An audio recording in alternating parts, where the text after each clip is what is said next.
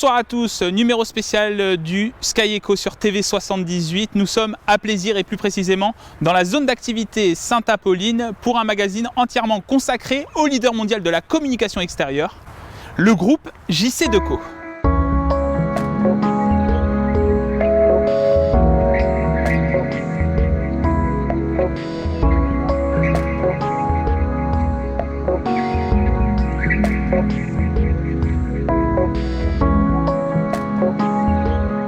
Créée en 1964 par Jean-Claude Decaux, cette société est présente dans plus de 80 pays.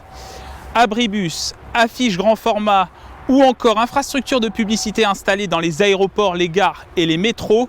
Le site historique de cette société est ici à Plaisir.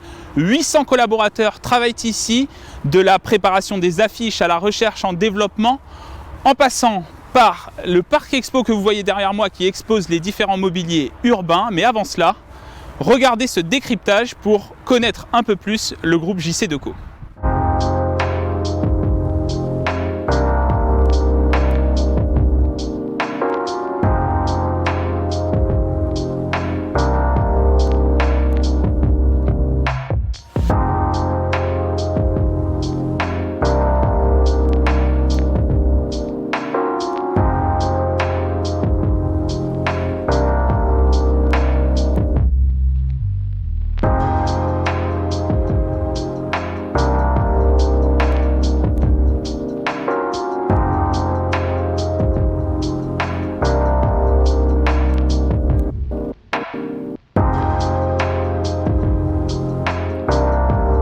On est ici sur notre site de Plaisir Sainte-Apolline, notre siège historique. Monsieur Decaux avait l'habitude d'afficher le long des axes routiers à l'époque, et notamment de la nationale qui passe à quelques mètres de notre site. Et il y avait ce bâtiment historique qui est le premier bâtiment de l'entreprise, qui est un ancien relais de la Poste. Et Monsieur Decaux s'était dit que si son activité ne prenait pas, il y avait des terres et il aimait ces terres-là et qu'il pourrait tout simplement exploiter ces terres agricoles.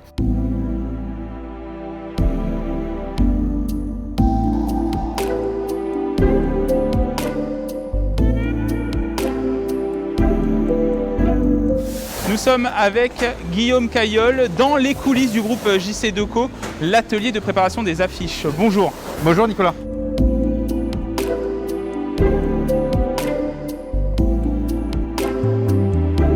Est-ce que vous pouvez nous dire combien de personnes travaillent ici dans cet atelier? Dans cet atelier, il y a 135 personnes qui travaillent. Et au global, sur les 3 centres de préparation qu'il y a en France, 2 dans les Yvelines et 1 en Rhône-Alpes, on a au global 215 personnes. Et alors, quelles sont les différentes étapes de préparation des affiches? Alors, la première étape est la réception des affiches. On reçoit des affiches imprimées sur du papier FSC, issu de forêts gérées durablement.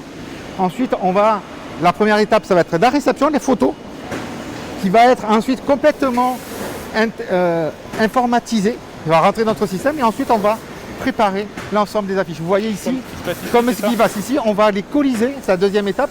On va faire du collisage, on va les rouler pour ensuite, comme vous allez le voir sur les images juste derrière, faire des colis pour chaque afficheur. Chaque afficheur va recevoir ses affiches identifiées pour lui-même. Donc là, c'est des affiches de quoi en fait? C'est pas forcément de la publicité, vous m'avez dit. Aujourd'hui, on prépare 100 000 affiches par semaine chez JC Deco. On a à la fois des campagnes pour des annonceurs nationaux, des annonceurs locaux, pour typiquement des commerces de proximité de la ville de Plaisir, mais aussi pour les collectivités pour lesquelles ils peuvent communiquer sur nos dispositifs. Et ça représente quasiment 20% de notre préparation d'affichage. Donc finalement, en fait, c'est rouler les affiches pour qu'elles soient le plus propre possible à l'affichage. On va les rouler, en fonction des formats, on va les rouler. Pour le 2 mètres carrés, on le roule. Le 8 mètres carrés où on va avoir maintenant, on va les assembler. On assemble les affiches, on va les scotcher, on va les conditionner. On va les conditionner pour que le travail sur le terrain soit le plus simple et le plus facile possible pour l'afficheur. Alors justement, vous parlez des affiches de 8 mètres carrés. Et justement, vous avez des nouvelles machines, des systèmes automatiques qu'on va tout de suite aller découvrir.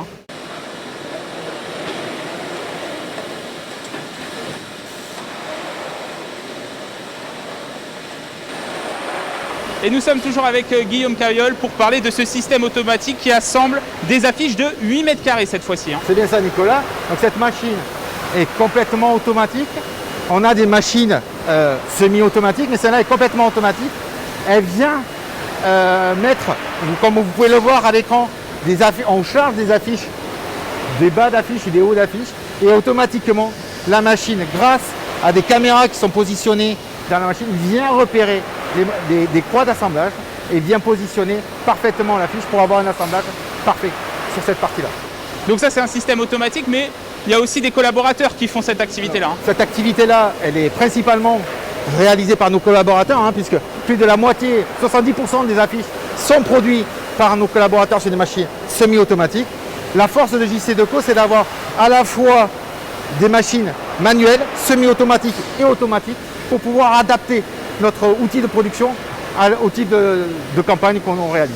Un mot sur la dernière étape, c'est la partie préparation, rangement et ensuite livraison. Donc, on a fait le choix chez JC Deco d'internaliser complètement nos livraisons.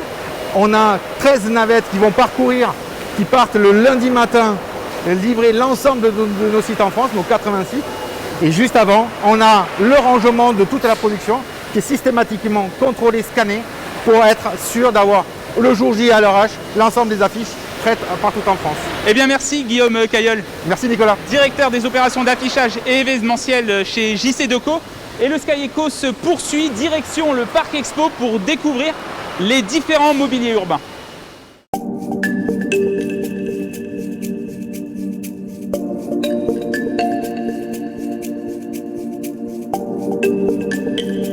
Nous avons rejoint Isabelle Marie, directrice des projets stratégiques chez JC Deco. Bonjour. Bonjour.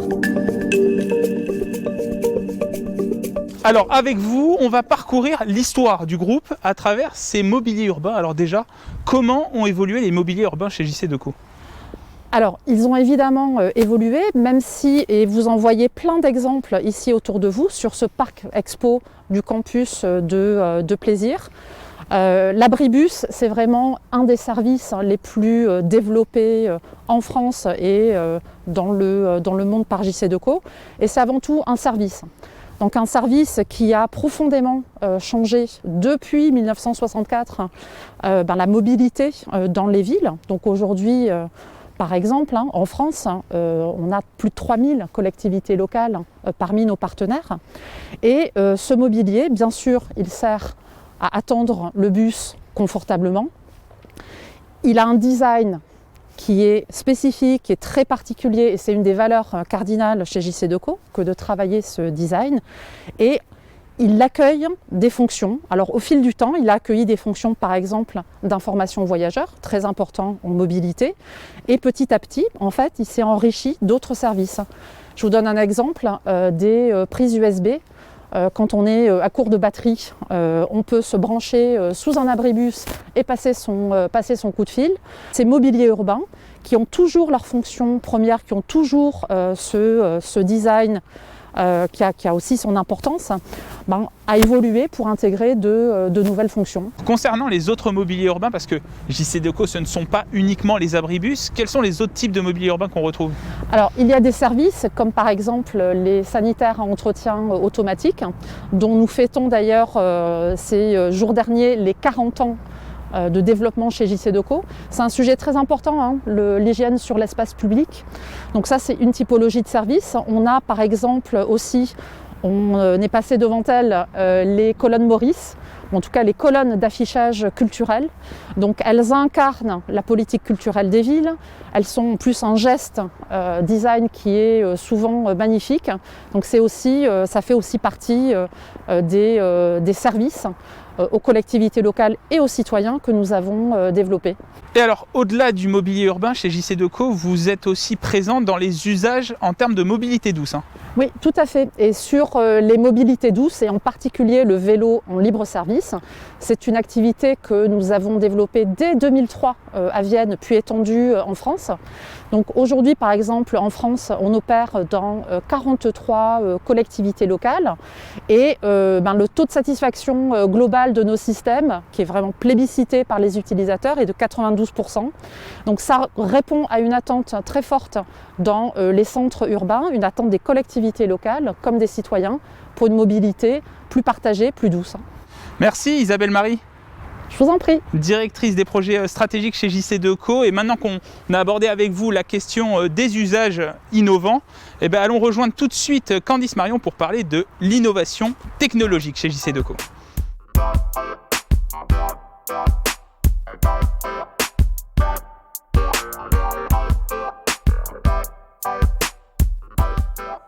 Ils sont près de 150 ingénieurs à travailler au quotidien sur les innovations au sein du groupe JC2Co. Pour en parler, nous sommes avec Candice Marion. Bonjour. Bonjour.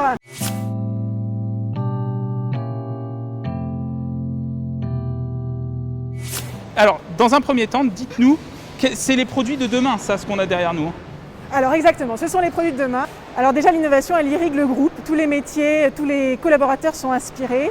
Elle vient du modèle aussi innovant, le business model de JC2Co, qui est de fournir des mobiliers et des services et toutes les fonctionnalités qui soient entretenues gratuitement pour les collectivités et financées par la publicité. Et ce business model, eh bien, il nous inspire, il inspire les collaborateurs, mais il inspire aussi les partenaires avec lesquels on travaille. On a des startups, des petites, des grandes entreprises qui viennent nous voir et qui veulent brainstormer avec nous sur ces nouveaux usages, des services aux collectivités ou notamment du digital pour la communication extérieure. Et ensuite, on va développer très rapidement des preuves de concept, des proof of concept. En 2-3 mois, en termes de faisabilité technique, on sait cerner la solution, on s'inspire de nouveaux usages, on travaille avec nos directions marketing, nos directions design, nos partenaires qui nous complètent l'expertise et on va proposer un concept qu'on pourra ensuite expérimenter avec les collectivités. Alors, prenez un exemple, parce que là, on en a beaucoup derrière nous. Alors, je vais vous en donner quelques exemples. Sur la partie digitale et services pour les collectivités, par exemple. Alors, le Filtréo, c'est un abri innovant qui va améliorer la qualité de l'air pour les usagers qui attendent sous l'abri. Quand on a imaginé ce concept, on a scruté déjà toutes les solutions technologiques qu'on pouvait avoir. On est allé rencontrer des partenaires, des laboratoires de recherche. On s'est fait accompagner, par exemple, par l'INRA, qui nous a convaincus sur le fait que la végétalisation permettait d'améliorer la qualité de l'air. Alors, quand on a quelques parcs en ville, ça améliore de quelques pourcents, mais lorsqu'on a une barrière végétale, ça peut améliorer jusqu'à 30%.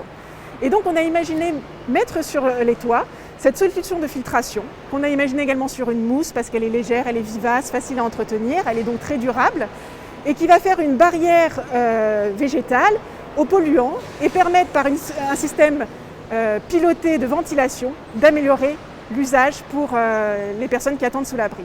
Et aujourd'hui, on est en train de l'expérimenter avec des villes, on l'a installé dans 2 villes en France et on complète cette expérimentation avec des premières analyses qui sont très confortantes sur le sujet. Dans quelle ville? Alors on l'a installé sur Lille et Strasbourg et les premiers résultats là qu'on commence à dépouiller sont sur Lille. On a repéré 2 tendances pendant la crise sanitaire, une transformation digitale et la transition environnementale. Là vous venez de donner l'exemple que la transition environnementale, vous la prenez déjà en compte chez JC2Co. Qu'en est-il de la transformation digitale? Alors la transformation digitale également, elle est très présente. Vous voyez tous les écrans qui nous entourent aujourd'hui. On a toutes les solutions de diffusion digitale qu'on propose en communication extérieure et qui complètent complètement les canaux de communication plus classiques, sur lesquels on assure déjà du temps réel, de la contextualisation, un message au bon moment, au bon endroit, et bien sûr toute la qualité de diffusion et puis la sécurité de diffusion. Et à côté de ça, on va proposer également des mobiliers plus innovants. Vous voyez ici sur la droite, avec des solutions de micro-LED qui sont intégrées, qui améliorent le contraste, des solutions d'écran transparent, de l'interactivité avec les usagers.